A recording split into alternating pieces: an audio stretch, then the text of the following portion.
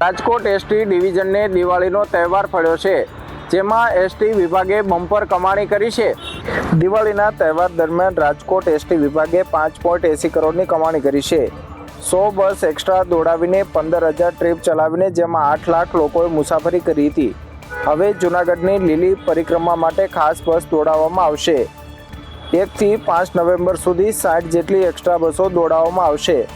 રાજકોટ, મોરબી, સુરેન્દ્રનગરમાંથી ખાસ બસ દોડાવાશે। રાજકોટથી છે, ગોંડલથી, મોરબીથી, જસદણથી, સુરેન્દ્રનગર, આમ તમામ જગ્યાએથી એક્સ્ટ્રા બસો દોડાવવા માટેનું આયોજન છે એ થઈ ગયેલું છે, જેથી 1 તારીખથી કોઈ પણ મુસાફરોને છે એ લીલી પરિક્રમાની અંદર જવાનું હશે તો અમારા બસ સ્ટેશન ખાતેથી છે એ પૂરતા પ્રમાણમાં બસની સુવિધા છે એ રાખવા। દિવાળીના ટાણે એસટી વિભાગને અધધ કમાણી થઈ। આ સાથે જ ઓનલાઈન બુકિંગ પણ સૌથી વધુ દર વર્ષો કરતાં આ વર્ષે નોંધાયું। દિવાળી પર મુસાફરોએ ઓનલાઈન બુકિંગ કરી રેકોર્ડ સર્જ્યો છે। મુસાફરોએ એક જ દિવસમાં એટલે કે ગત 24મી ઓક્ટોબરે 1.33 લાખથી વધુ સીટનું ઓનલાઈન બુકિંગ કર્યું છે, જેનાથી એસટીની આવકમાં ધરખમ વધારો થયો છે। આ સાથે જ એસટી વિભાગને 7.98 કરોડની આવકમાં વધારો થયો છે। કુલ 8,900 જેટલી એક્સ્ટ્રા ટ્રીપોનું સંચાલન કરી કુલ 4 લાખ જેટલા મુસાફરોનું વહન કરવામાં આવેલ અને જેમાં નિગમને 7.98 કરોડની અંદાજિત આવક થવા પામેલ છે, જે ગત વર્ષની સરખામણીમાં ગત વર્ષે 8,600 જેટલી ટ્રીપો સંચાલિત કરવામાં આવેલ અને 7 કરોડ અને 8 લાખ જેટલી આવક લેવામાં આવેલ, જેના કમ્પેરમાં ચાલુ વર્ષે આવક અને મુસાફરોની વધારે વહન કરવામાં આવેલ છે। ગુજરાતમાં પડેલા કમોસમી વરસાદને કારણે અનેક જિલ્લાઓમાં ખેડૂતોને ભારે નુકસાન થયું છે। સહાયને લઈને સરકાર પણ એક્શન મોડમાં આવી ગઈ છે। ગુજરાતના અનેક જિલ્લામાં પડેલા માવઠાને કારણે ખેતીના પાકને વ્યાપક નુકસાન પહોંચી છે, જેના લીધે ખેડૂતોની હાલત પણ કફોડી બની ગઈ છે। છોટાઉદેપુરના પાવી જેતપુર, વાવ થરાદના દિયોદર લાખણી, ભાવનગરના જેસર, અમરેલીના લાઠી રાજુલા અને અમદાવાદના વિરમગામ માંડલ સહિતના વિસ્તારોમાં પાકનો સોથ વળી ગયો છે। મુખ્યત્વે ડાંગર, મગફળી, કપાસ, સોયાબીન, જુવાર જેવા તૈયાર પાકને ખૂબ જ મોટું નુકસાન થયું છે, જ્યારે ખેતરોમાં પાણી ભરાઈ જવાના કારણે સંપૂર્ણપણે પાક નષ્ટ થયાના પણ સમાચાર મળ્યા છે। એકલા અમરેલી જિલ્લામાં 75,000 હેક્ટરથી વધુ વિસ્તારમાં નુકસાન થયાનો અહેવાલ સામે મળી રહ્યો છે, તો અરવલ્લીના મેઘરજ અને સાઠંબામાં પણ મગફળી અને સોયાબીનને લાખોનું નુકસાન થયું છે। સૌરાષ્ટ્ર હોય કે મધ્ય ગુજરાત, ખેડૂતોની માત્ર એક જ માંગ છે કે સરકાર તાત્કાલિક અસરથી સર્વે કરાવી રાહત પેકેજની જાહેરાત કરે। ગુજરાતના ખેડૂતો માટે સારા સમાચાર સામે આવ્યા। પાક નુકસાનીનો સર્વે 7 દિવસમાં પૂર્ણ કરાશે। રાજ્યના વિવિધ વિસ્તારોમાં છેલ્લા 3-4 દિવસથી થઈ રહેલા કમોસમી વરસાદને કારણે કૃષિ પાકોને મોટા પાયે નુકસાની થઈ હોવાના અહેવાલ મળી રહ્યા છે। આ ગંભીર પરિસ્થિતિને ધ્યાનમાં રાખીને રાજ્ય સરકારે અસરગ્રસ્ત ખેડૂતોને વહેલી તકે સહાય ચૂકવવા માટે કમર કસી છે।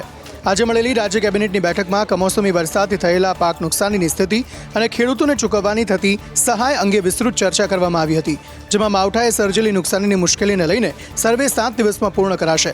સર્વે પૂર્ણ થયા બાદ રાહત પેકેજની જાહેરાત કરાશે તેવું પ્રવક્તા મંત્રી જીતુ વાઘાણીએ કહ્યું હતું। 7 દિવસમાં આ તમામ સર્વે પૂર્ણ કરવાના આદેશો મુખ્યમંત્રીએ કર્યા છે। જે અસરગ્રસ્ત છે, જેને નુકસાન થયું છે, એ વ્યક્તિ, એ ખેડૂત ન રહી જાય એમની ચિંતા અમે સૌ કરવાના છીએ। આપણે સૌ સાથે મળીને એ ચિંતા કરીએ। રાજ્યમાં છવાયેલા ડિપ્રેશનના કારણે છેલ્લા 3 દિવસથી સર્વત્ર વરસાદી માહોલ છવાયેલો છે, ત્યારે હવામાન વિભાગ દ્વારા આગામી 4 દિવસ ભારે વરસાદની આગાહી કરવામાં આવી છે। હવામાન વિભાગે જણાવ્યું છે કે રાજ્યમાં ઊભી થયેલી ડિપ્રેશનની સ્થિતિના કારણે હજુ પણ સાર્વત્રિક વરસાદી માહોલ રહેશે। હવામાન વિભાગે આગામી 5 દિવસ સાર્વત્રિક વરસાદની આગાહી કરી છે। ઉપરાંત રાજ્યમાં 4 દિવસ ભારે વરસાદની આગાહી પણ કરવામાં આવી છે। આ સાથે જ 55 થી 65 કિમી પ્રતિ કલાકની ઝડપે પવન પણ ફૂંકાશે, જેથી માછીમારોને 5 દિવસ दरियो न खेड़वा માટે सूचना પણ આપવામાં આવી છે। आने वाला अगले 7 दिन के लिए 29 अक्टूबर से लेकर 4 नवंबर तक इसमें हल्का से मध्यम बरसात का संभावना रहेगा दोनों क्षेत्रों के लिए। गुजरात रीजन और सौराष्ट्र को दोनों क्षेत्रों के लिए हल्का से मध्यम बरसात का संभावना रहेगा। और गुजरात रीजन में अगले 4 दिन के लिए आइसोलेटेड प्लेसेस में येलो वार्निंग के साथ हेवी रेनफॉल का वार्निंग दिया गया है। उल्लेखनीय है कि राज्यના કેટલાક વિસ્તારોમાં છેલ્લા કેટલાક સમયથી વરસી રહેલા કમોસમી માવઠા અને ભારે વરસાદના કારણે ખેડૂતોની સ્થિતિ દયનીય થઈ ગઈ છે, સાથે જ રોગચાળો પણ વકર્યો છે। જો તમે વડોદરા જઈ રહ્યા છો તો કમરના દુખાવા માટે તૈયાર રહેજો। કારણ કે વડોદરાના પ્રવેશ દ્વાર ગણાતા દુમાડ ચોકડી પર તમને મળશે ડિસ્કો રોડ. રાજ્યમાં જ્યારે સાર્વત્રિક કમોસમી વરસાદ નોંધાયો છે, પરંતુ આ વરસાદના કારણે પણ અનેક રોડ રસ્તાઓને નુકસાન થઈ ગયું છે. સામાન્ય કમોસમી વરસાદના કારણે વડોદરામાં દુમાડ ચોકડી હાઈવે પર ખાડારાજ યથાવત જોવા મળી રહ્યું છે. આ ખાડારાજને લઈ વાહન ચાલકોએ રોષ વ્યક્ત કર્યો. આ ડિસ્કો રોડ પર ડિસ્કો કરતા વ્હીકલને કારણે વાહન ચાલકોની કમર તૂટી રહી છે. કમર તોડ ડિસ્કો રોડને કારણે વ્હીકલ પણ ડેમેજ થઈ રહ્યા છે. અહીં લોકો અવારનવાર રજૂઆત છતાં કોઈ નિકાલ ન થયો હોવાનું જણાવી રહ્યા છે. પરિણામે ખાડાવાળા ડિસ્કો રોડે લોકોની કમર ભાંગી નાખી છે. મોટી જાનહાનિ થવાની પણ લોકો શક્યતા વ્યક્ત કરી રહ્યા છે.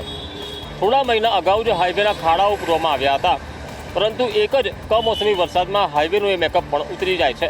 સ્થાનિકો અને વાહન ચાલકો માંગ કરી રહ્યા છે કે આ હાઈવે રોડની તાત્કાલિક મરામત કરવામાં આવે, કારણ કે ડિસ્કો રોડ અને કમરના દુખાવાથી તેઓ ત્રસ્ત થઈ ગયા છે. સુરતના ઓલપાડમાં એટીએમમાંથી ચોરી થતા હડકંપ મચ્યો છે. હવે તસ્કરો એકદમ બેખોફ થઈને એટીએમમાંથી પણ ચોરી બિંદાસ કરી રહ્યા છે. સુરતના ઓલપાડ પાસે સાયણ ગામમાં એટીએમમાં ચોરી થઈ છે. સાયણ ગામના એટીએમમાંથી તસ્કરો 15 લાખ ભરેલી કેશ ઉઠાવી જતા પોલીસ તંત્રમાં દોડધામ મચી ગઈ છે. તસ્કરો ગેસ કટરથી એટીએમ કાપી રોકડ રકમ ભરેલી ટ્રે ઉઠાવી ગયા હતા, જેને પગલે બેંકના અધિકારીઓ પણ સ્થળ પર ધસી આવ્યા હતા.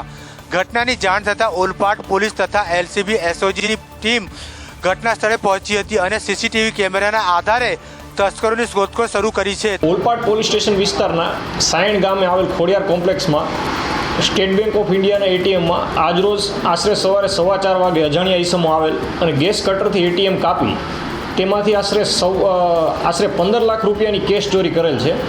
જો કે પહેલા શહેરોમાં નાની મોટી ચોરીઓ થતી હતી, પરંતુ હવે તસ્કરો બેખોફ બનીને એટીએમમાંથી ચોરી કરી સીધા ફરાર થઈ રહ્યા છે. ત્યારે સ્થાનિક લોકોના મનમાં પણ પોલીસ પેટ્રોલિંગ ઉપર સવાલો ઉઠી રહ્યા છે.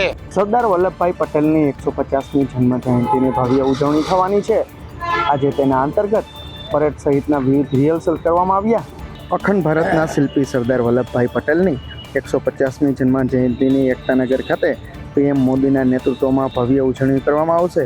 આ ઉજવણીમાં સશસ્ત્ર દળો દ્વારા પ્રજાસત્તાક દિવસની પરેડના નમૂનારૂપ ગતિશીલ પરેડ અને ભારતીય વાયુસેનાના વિમાનો દ્વારા ફ્લાય પાસ્ટના સમાવેશ થશે.